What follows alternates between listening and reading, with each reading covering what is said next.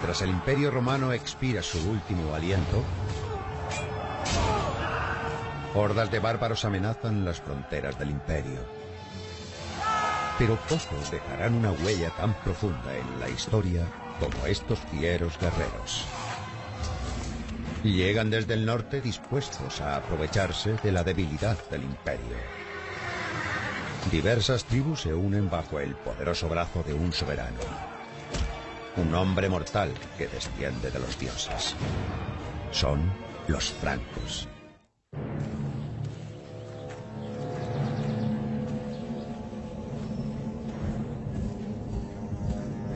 Durante más de un siglo, tribus violentas se han estado infiltrando por las fronteras del Imperio Romano.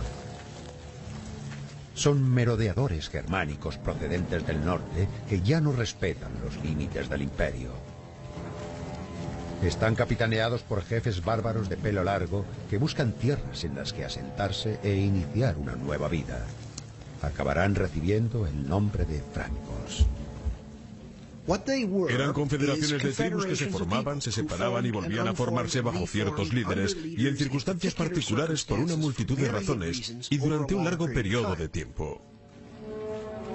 Y ahora han vuelto a unirse con un objetivo urgente: apoderarse de tierra romana. Eran feroces guerreros que han sido recordados por el tipo de espada que desarrollaron. Todos los hombres eran guerreros, y parece ser que, según la opinión de los propios romanos, eran más agresivos que la mayoría de las tribus de la época. Los francos saben que es la oportunidad, y no dudan en atacar a un ejército romano debilitado por la guerra civil.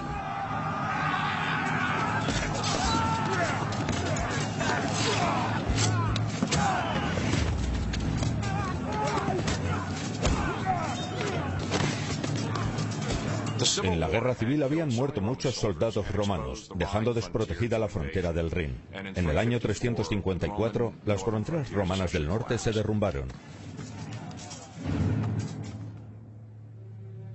Con la caída de las defensas fronterizas de la provincia de Galia, los romanos se vieron inundados por una marea de invasores salvajes procedentes de la actual Alemania. En el pasado, los guerreros francos que se habían atrevido a entrar en la Galia habían pagado un alto precio por su osadía. El emperador Constantino arrojó a varios de sus jefes a los leones, que era la forma en que los romanos ejecutaban a los criminales más odiosos para que los francos se lo pensaran dos veces antes de proseguir con sus incursiones.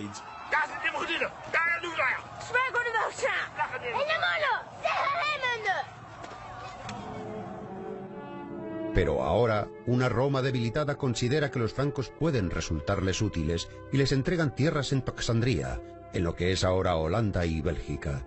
Allí cumplen la función de barrera protectora contra otros bárbaros, pero por lo general llevan una vida tranquila una vez asentados en la frontera romana.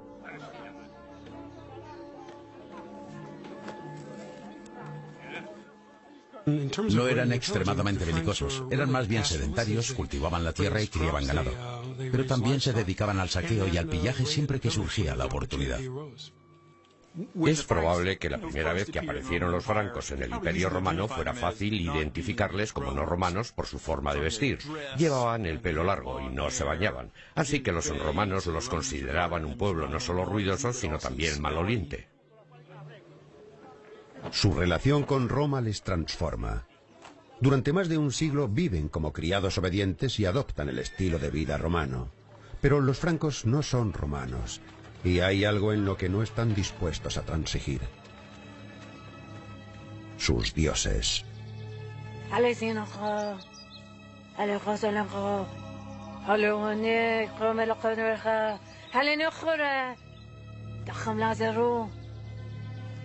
Siguen fieles a su religión pagana tradicional, que parece que estaba basada en la adoración de los dioses de la naturaleza.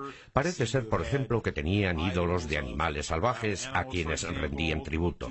La suya era una visión pagana de la verdad religiosa.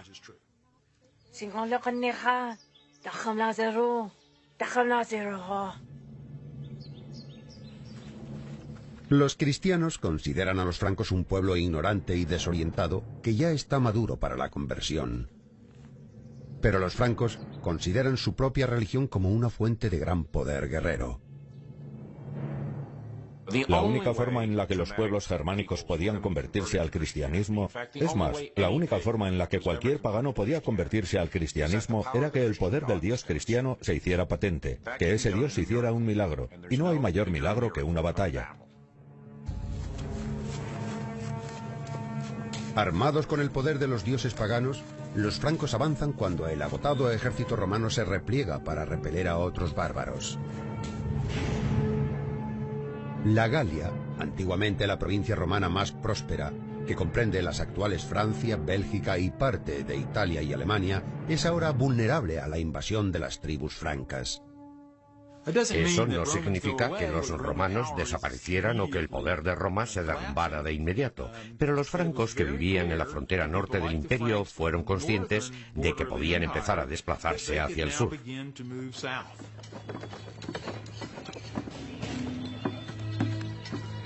Hay un jefe que destaca entre todos por ser el más rápido a la hora de apoderarse del territorio abandonado por los romanos en su retirada.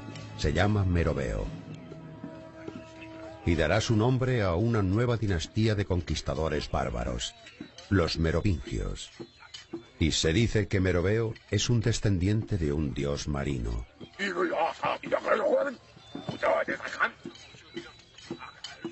Se hacía un gran esfuerzo para otorgar legitimidad a esas familias, para hacerlas especiales, diferentes. Había otras que podían ser ricas, poderosas, fuertes, influyentes, pero ciertamente no tenían un dios entre sus antepasados. Meroveo conducirá a su pueblo contra la guarnición romana de la ciudad de Tournai.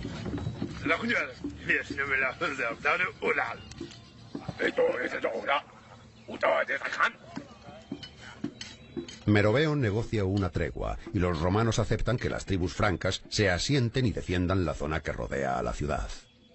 Para tener éxito, los francos tienen que demostrar que son poderosos, pero también tienen que demostrar que saben utilizar la diplomacia para negociar con los centros locales de poder del norte de Europa. En los tiempos del rey Meroveo, los romanos consideraban a los francos como sus ayudantes, pero al mismo tiempo también podían convertirse en sus adversarios si se dedicaban al saqueo y al pillaje. A medida que Meroveo va conquistando más tierra, va acumulando poder. Un poder que está deseando poner a prueba.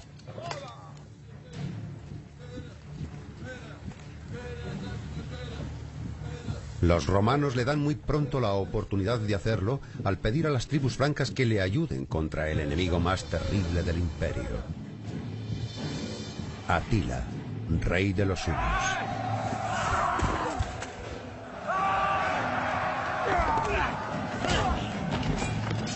Atila ha llevado a su ejército de hunos y otros pueblos bárbaros hasta el corazón de Francia. El general romano Flavio Aecio tiene que improvisar su propio ejército de bárbaros para enfrentarse al ejército de Atila, porque el ejército romano por sí solo es demasiado débil. Los ejércitos se aprestan para la batalla en Chalons, en la actual Francia. Meroveo y sus francos se enfrentan al ejército de Atila.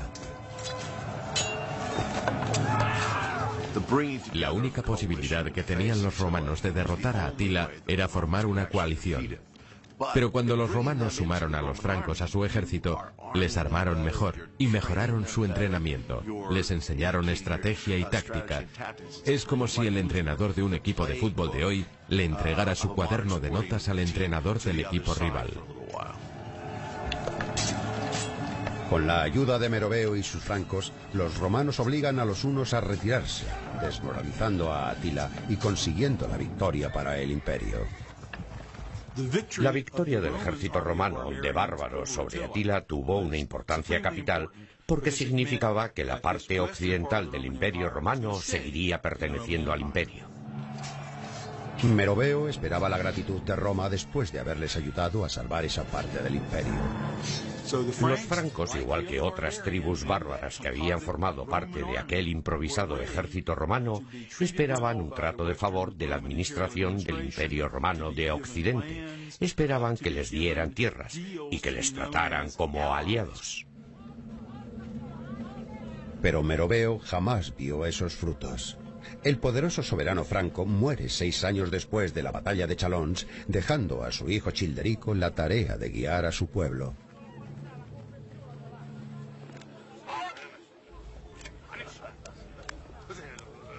Con el paso de los años, Childerico se convierte en un jefe muy hábil, un jefe a quien el imperio considera un aliado.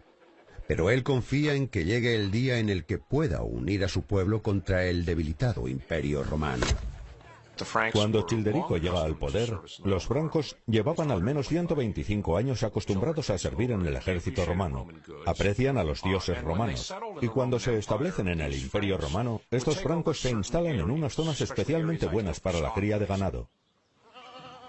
De momento, los francos deben depender del imperio hasta que reúnan la fuerza suficiente para enfrentarse a sus enemigos por sí solos.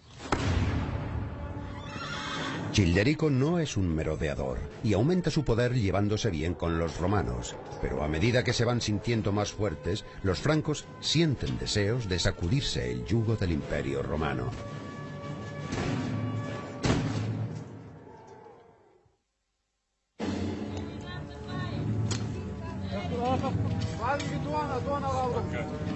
Las tribus francas se han asentado por toda Galia, cada una liderada por su propio y brutal jefe.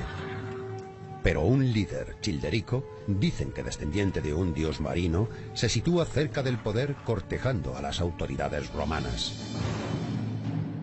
La Galia romana se convierte en objetivo de las hordas bárbaras de los visigodos que están arrasando el sur de la provincia.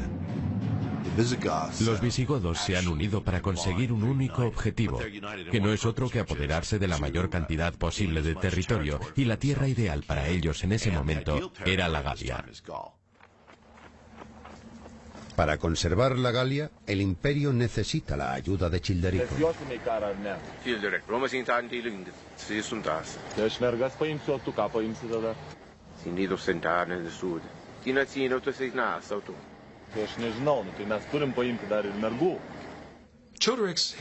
La ayuda de Childerico contra los godos redundó en beneficio de los francos, porque a partir de entonces gozaron del favor de Roma, lo que significaba posición, favoritismo y honores. El ejército franco-romano derrota a los visigodos y a otros bárbaros.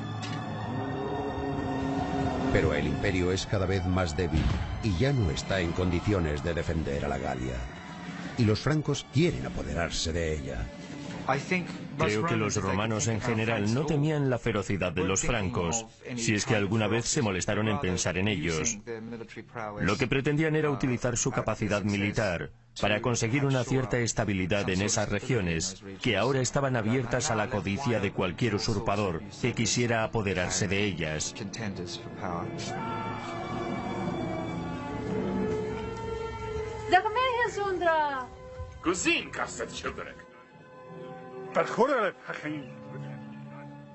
En opinión de su pueblo, solo hay algo que pueda compararse a la habilidad guerrera de Childerico, su lujuria desenfrenada. Childerico considera que todas las mujeres le pertenecen, algo con lo que su pueblo no está de acuerdo. Childerico tuvo problemas con el resto de los francos porque se dedicaba a seducir y hacer desgraciadas después a demasiadas mujeres. Gregorio de Tours, un obispo francés del siglo VI, narró los actos carnales de Childerico. Childerico, cuya vida privada era una orgía continua, empezó a seducir a las hijas de sus súbditos. La gente se enfureció tanto que le obligaron a entregar el trono y planearon su asesinato. Yo pienso que Childerico intentó formar alianzas políticas. Era demasiado ambicioso y se casó con demasiadas mujeres que al fin y a la postre no pudo mantener adecuadamente. Deshonrado por sus fechorías, Childerico se ve obligado a abandonar las tierras que tanto le había costado conquistar. Childerico, confiado en su regreso, le entregó a un amigo la mitad de una moneda de oro que él mismo había partido, y le dijo que cuando él viera llegado el momento de regresar sin que su vida corriera peligro, le enviara su mitad de la moneda con un mensajero. Así, al recibir la otra mitad de la moneda, sabría que podía regresar sin temer por su vida.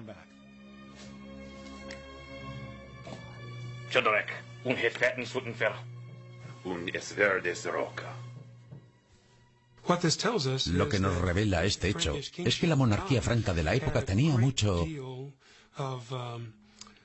apoyo por parte del pueblo. No era una monarquía inestable. La leyenda nos cuenta que Childerico encuentra refugio en el este, en Turingia, en la actual Alemania. Pasan 8 años. Sin el liderazgo de Childerico, los francos de la Galia adoptan las costumbres de los romanos y su identidad como pueblo está a punto de desaparecer. El precio de su salvación, media moneda de oro. Su amigo le envió la media moneda, el mensaje que le hizo saber a Childerico que había llegado el momento de volver. Así que regresó y volvió a ser aceptado como rey de los francos. Mientras tanto, Childerico había impresionado a la mujer del rey, en cuyo reino se había exiliado. Esa mujer le siguió y le dijo: me casaré contigo porque eres el hombre más poderoso que puedo encontrar en este mundo.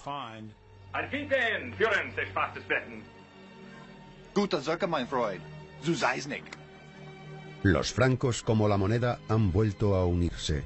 Y gracias a la nueva mujer de Childerico, la reina de Turingia, Basina, y su joven hijo Clodoveo, el poder franco se multiplicará por 100. Childerico, mercenario romano y rey franco, acumula riqueza e influencia hasta su muerte en el año 481, después de reinar 24 años.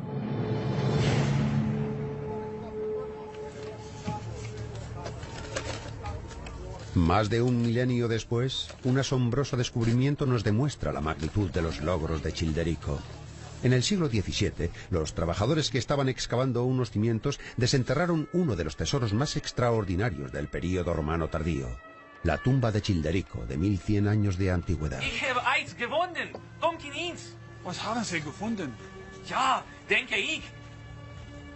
Se descubrió su tumba, y en ella aparecieron un gran número de objetos de valor, incluyendo armas y joyas, cientos de abejas de oro que debieron haber decorado su ropa o los arreos de su caballo. Las mismas abejas que puso Napoleón en sus vestiduras ceremoniales. Sabemos que es la tumba de Childerico porque se encontró su sello, que llevaba la siguiente inscripción en latín: pertenece a Childerico, el rey. Muy pocos de esos artefactos han llegado hasta nosotros. Poco después de su descubrimiento, los preciados tesoros de oro fueron robados de un museo y fundidos, pero su importancia perdura hasta hoy. Hay espadas, hay un caballo. Está el uniforme de un oficial romano. La tumba estaba justo en medio de un cementerio romano. Por eso Childerico tiene un aspecto muy romano, vestido como un soldado romano enterrado entre romanos. Y cerca de un enterramiento ceremonial pagano de caballos. Por muy romanizado que se hubiera vuelto Childerico, en su corazón latía el orgulloso corazón de un franco. Pero es el hijo de Childerico quien se convertirá en el estandarte del poder y de la independencia del pueblo franco. Se llama Clodoveo, y por sus venas corre la brutalidad de la sangre bárbara, dispuesta a derramarse sobre un desprevenido y cada vez más debilitado imperio romano.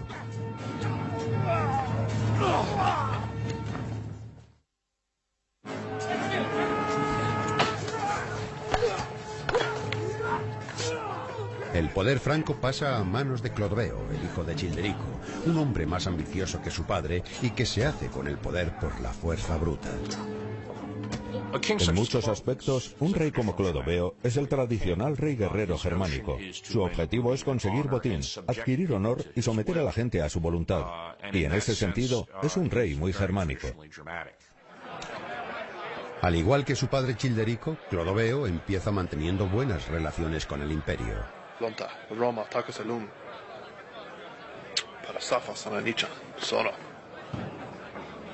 Pero no tarda mucho en enfrentarse a él.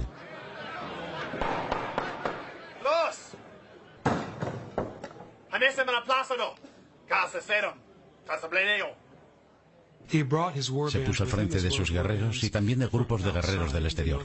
Sabemos que reclutó ayuda de otros jefes francos. Clodoveo levanta su poderío militar delante de las narices de Roma. Y en el año 486, con 20 años de edad, ataca. Su objetivo, Soissons, la capital de la desmembrada provincia romana de la Galia y el último eslabón que la mantenía unida.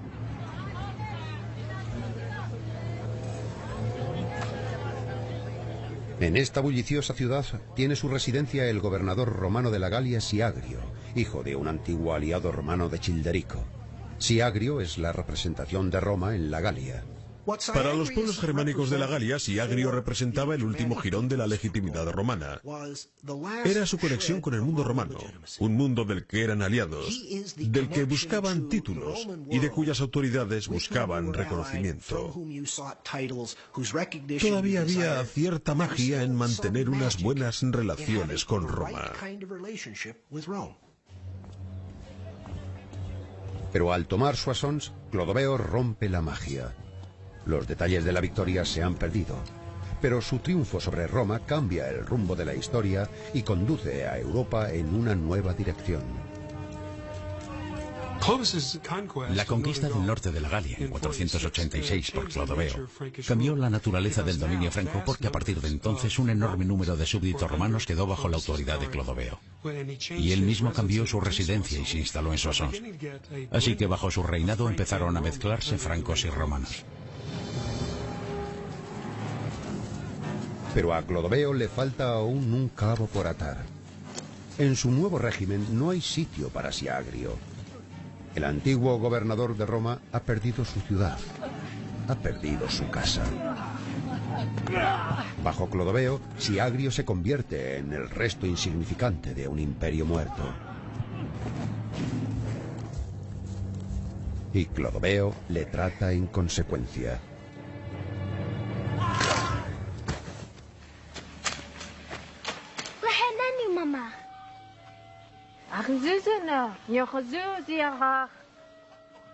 Con su conquista, Clodoveo consigue un hogar para los francos fuera del dominio romano. Ha llegado el momento de unir a sus familiares bajo su propio dominio. Clodoveo se extiende claramente hacia el sur, pero al mismo tiempo intenta establecer su autoridad sobre un grupo cada vez mayor de las tribus que viven en lo que ahora corresponde a Holanda y Bélgica. En otras palabras, la gente que finalmente quedaría agrupada bajo el nombre común de los francos. Es el comienzo de lo que acabaría llamándose la dinastía merovingia, bautizada así en honor de Meroveo, el abuelo de Clodoveo, el legendario hijo de un dios marino.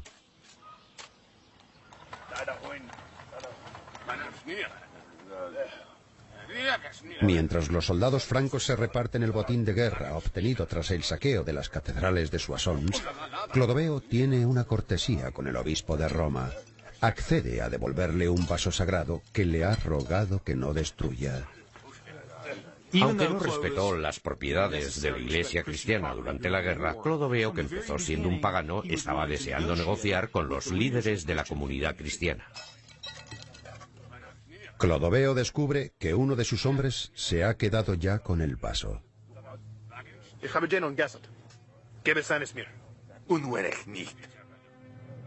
El soldado, ofendido por el tono utilizado por Clodoveo, le dice que se lleve los pedazos del vaso. Clodoveo no olvidará el insulto. Pasará un año antes de que Clodoveo haga justicia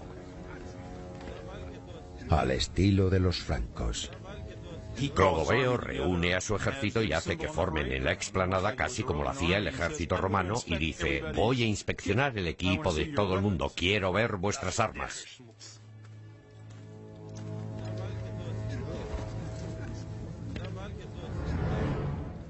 Mientras pasa revista a sus tropas, llega hasta el soldado que había roto el vaso. Le dice: tus armas están hechas una pena. Fíjate en tu jabalina, fíjate en tu hacha, fíjate en tu espada. Están en un estado lamentable. Y las arroja al suelo. El soldado se inclina para recoger sus armas y en ese momento Clodoveo le abre la cabeza por la mitad diciendo: te he tratado como tú trataste a mi vaso.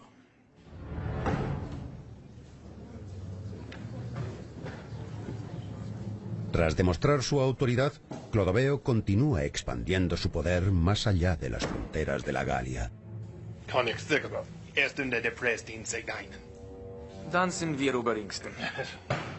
Con los romanos fuera de escena, Clodoveo traza su campaña de dominación sobre el resto de pueblos bárbaros que buscan asentarse en la Galia.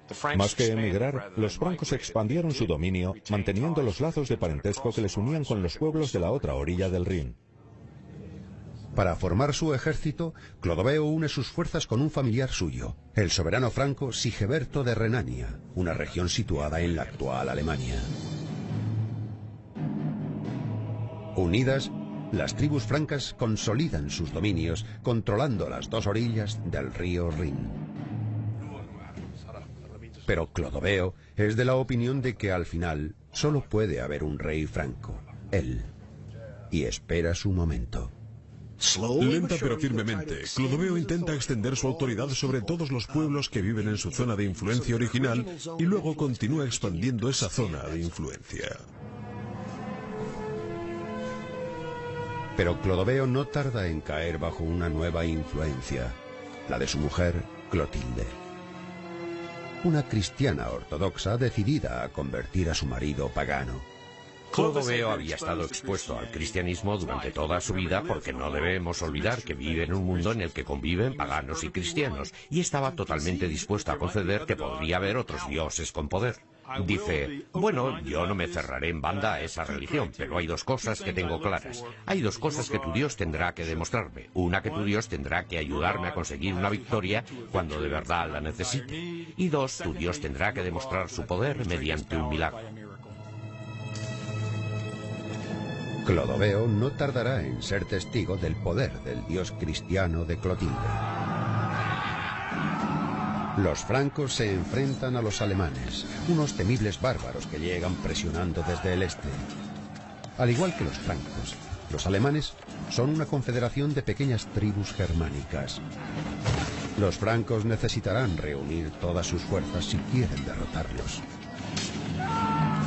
Clodoveo lidera a sus hombres por un flanco y Sigeberto conduce a sus tropas por el otro. Pero sus esfuerzos son baldíos. Sigeberto resulta gravemente herido en el combate. Sus dioses paganos les han dado la espalda. Cuando está a punto de encontrar la derrota y la muerte, Clodoveo toma una decisión que sellará el destino de su pueblo ahora y durante las generaciones venideras.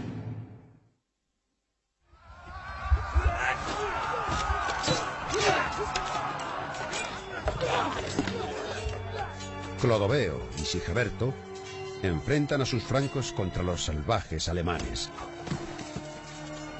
Sigeberto resulta herido. Su estrategia ha fracasado. A Clodoveo no le queda otra opción que invocar al dios cristiano de su mujer y pedirle la victoria. En un momento de desesperación, Clodoveo rezó al dios de su mujer para ver si le servía de algo. Digamos que fue una oración interesada. Concédeme la victoria. Si gano la batalla, me demostrarás que tienes poder y te seguiré.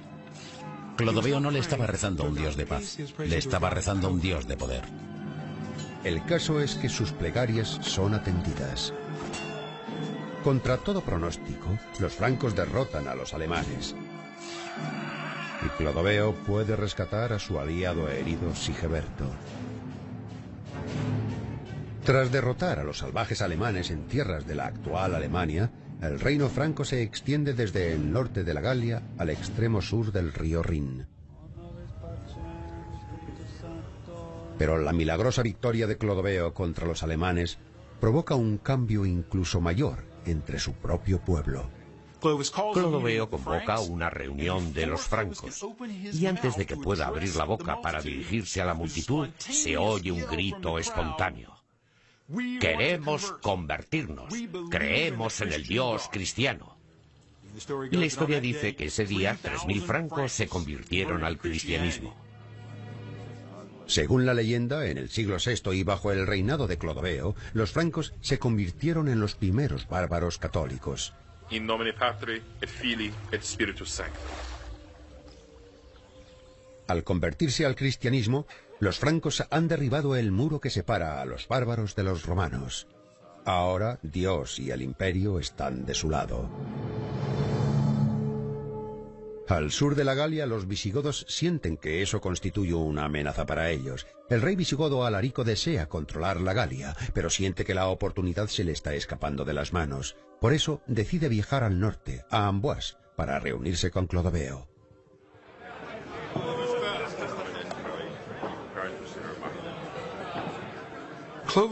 La conversión de Clodoveo al cristianismo hace que los cristianos que viven en el sur de la Galia empiecen a considerarle como su redentor y piensen que pueden liberarles del dominio herético del rey visigodo Alarico II.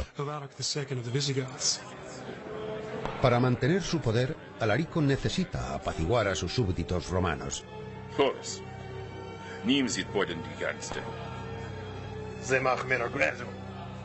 Alarico invita a Clodoveo a reunirse con él para hacerle promesa de amistad y rendirle tributo. Alarico quiere hacer un pacto con Clodoveo porque tiene miedo de las intenciones de este.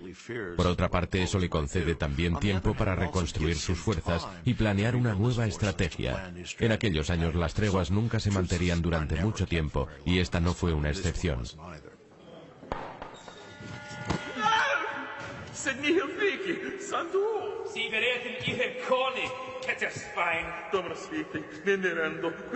El tratado se rompe casi al mismo tiempo que se hace, cuando los hombres de Alarico persiguen a un sacerdote católico. Clodoveo considera la acción un ataque al propio Dios, una ofensa que solo puede limpiar la sangre.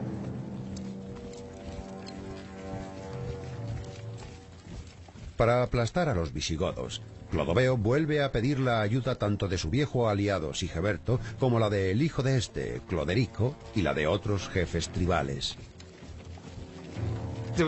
Los francos tenían mucho interés en frenar el avance de los visigodos en la Galia, porque los consideraban una amenaza para cualquier futura expansión de los soberanos francos. Las poderosas fuerzas convergen en un ataque a gran escala. La batalla es sangrienta y brutal, según la crónica escrita en el siglo VI por el obispo francés Gregorio de Tours. Algunos soldados lanzaron sus jabalinas desde lejos, otros lucharon mano a mano. Los godos huyeron, pero en su huida 2 de ellos aprovecharon la confusión para hundir sus lanzas en el rey franco. Su armadura de cuero le salvó la vida. La guerra en tiempos de Clodoveo era más bien una especie de enfrentamientos individuales, duelos de uno contra uno. Los guerreros peleaban con espada y lanza o a cuchillo. Los combates eran brutales. En un momento épico, Clodoveo se encuentra combatiendo mano a mano con el propio Alarico. Esto es algo más que un enfrentamiento entre bárbaros. Es una batalla en la que se decide el destino de la Galia y el futuro de Europa occidental. Alarico es derrotado. Los victoriosos francos conquistan el territorio de Alarico, empujando a los visigodos hacia la costa sur de la Galia.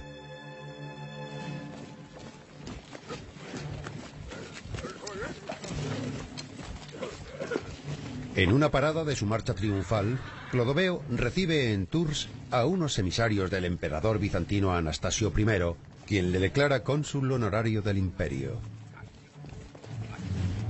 Al convertir a Clodoveo en cónsul en el año 508, los romanos convertían al rey de los francos en un leal aliado del imperio, pero el nombramiento invistió a Clodoveo de un enorme prestigio. Inmediatamente se viste de púrpura y desfila ante la torre de Tours. Se comporta como si fuera un emperador romano. Clodoveo y los francos han derrotado a los visigodos, y las tribus francas empiezan a consolidarse como un poder político legítimo. Pero el baño de sangre está lejos de terminar. Antes de que pueda quitarse definitivamente la etiqueta de bárbaro, Clodoveo deberá ordenar el acto más bárbaro de todos.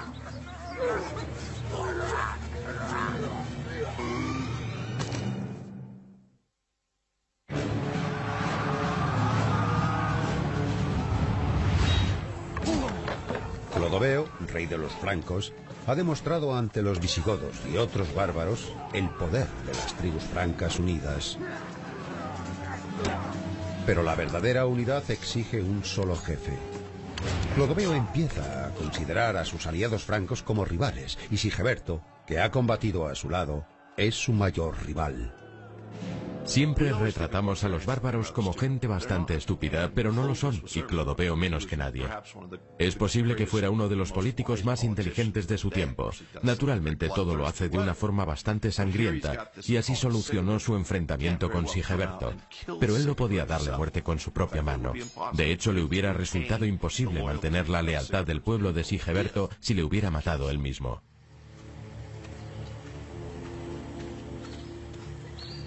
Lo que hace Clodoveo fue encargarle a Cloderico, hijo de Sigeberto, el asesinato de su padre. Clodoveo apela a la codicia y vanidad del hijo de Sigeberto. Le dice que si acaba con su padre, todo el poder y la riqueza que posee él serán suyas. Clodoveo le promete que si tiene éxito puede contar con todo su apoyo. Y Cloderico, deseoso de ser rey, muerde el anzuelo. Cloderico contrata a 2 asesinos, 2 hombres de confianza de su padre.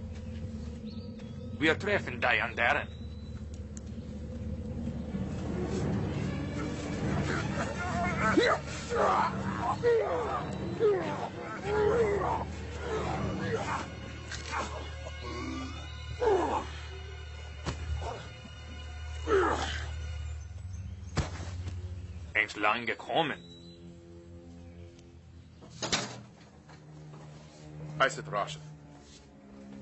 Entonces, de forma insensata, Cloderico abre la sala de los tesoros de su padre a Clodoveo, que manda a sus propios esbirros.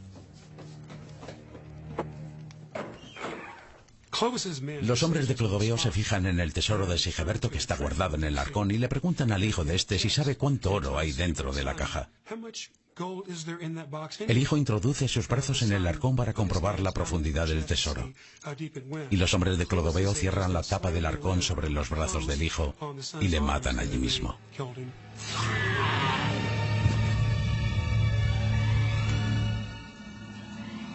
Clodoveo elimina a su rival sin necesidad de mancharse las manos.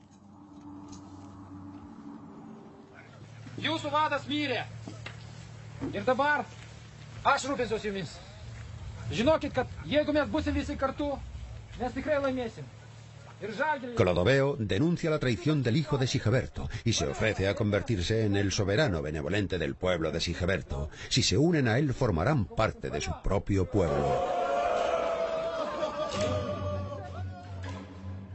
Como si fuera un capo de la mafia, Clodoveo une a la Galia, rompiendo cabezas y asesinando a todos los jefes francos que se interponen entre él y su pueblo. Las intrigas de Clodoveo contra otros jefes y competidores son típicas de lo que ocurre en la historia merovingia en la familia de Clodoveo.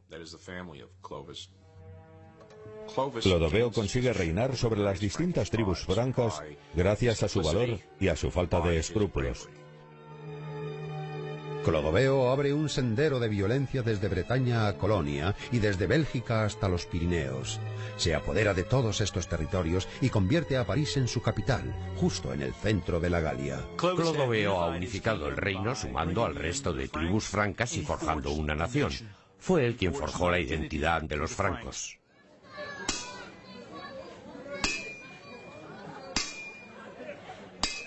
Los habitantes de la Galia, que viven ahora bajo el dominio de Clodoveo, pueden mantener sus tradiciones romanas, pero ya no son romanos, ahora son francos.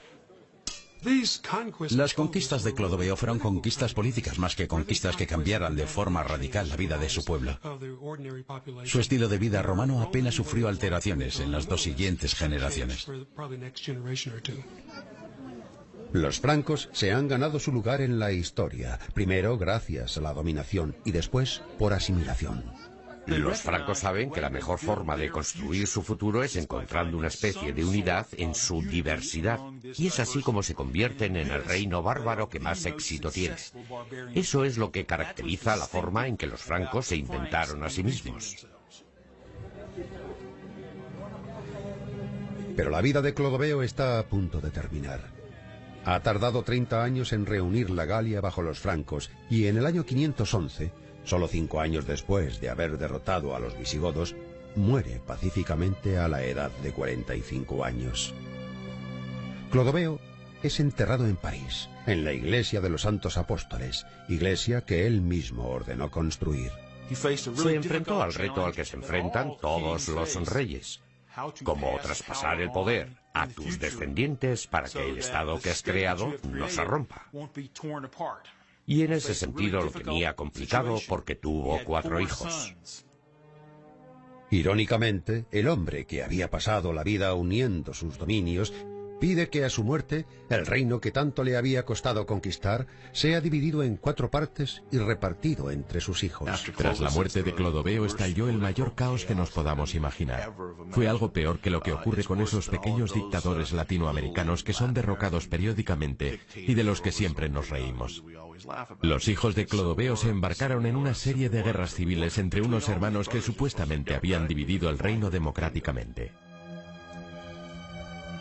El fratricidio y las conspiraciones manchan a las generaciones venideras, pero la unidad de los francos permanece sólida, a imagen de Clodoveo, el nieto de Meroveo.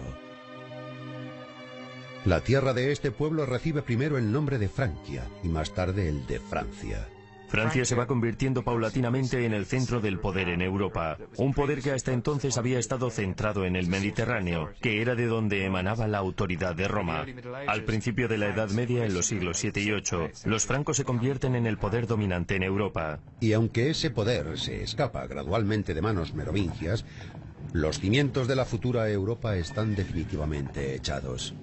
En el siglo VII llega al poder una nueva dinastía que continuará con el legado de los francos. La figura más importante de esta nueva dinastía será el rey franco Carlomagno. Básicamente los francos crean el eje que, con origen en Roma, atraviesa Francia y Alemania hasta llegar a Londres, y ese es el eje de la Europa occidental.